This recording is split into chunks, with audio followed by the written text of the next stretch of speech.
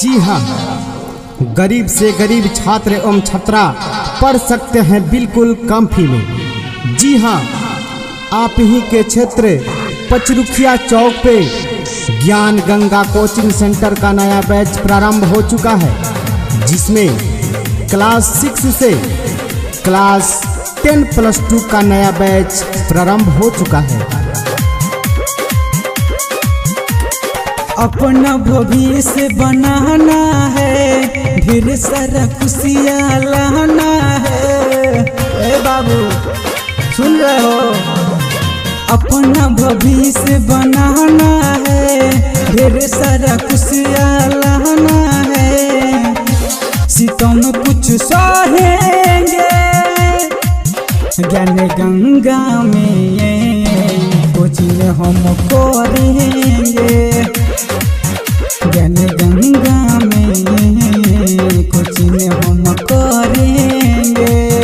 जी हाँ, आप ही के क्षेत्र में पचरुखिया चौक पे ज्ञान गंगा कोचिंग सेंटर का नया बैच प्रारंभ हो चुका है, जिसमें क्लास 6 से क्लास 10+2 का नया बैच प्रारंभ हो चुका है। तो देर ना करें और जल्द ही नामांकन कराएं। बिल्कुल कम फी में अपना पढ़ाई पूरी करें।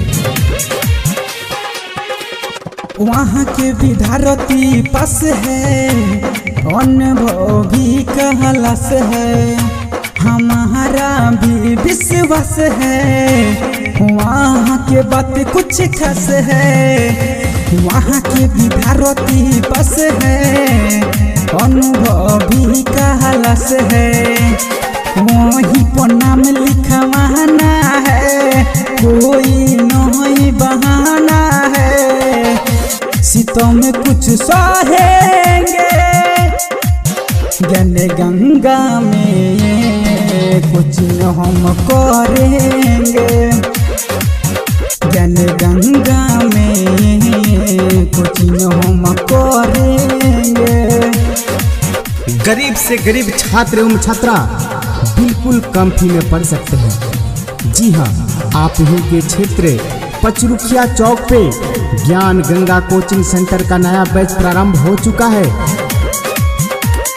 अरे मन रहे न अधूरा, सच होगा सपना पूरा।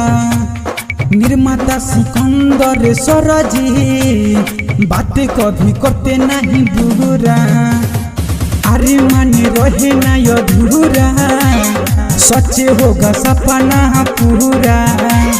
मोतीलाल मतलबी हो, भइल बाहल तलबी हो।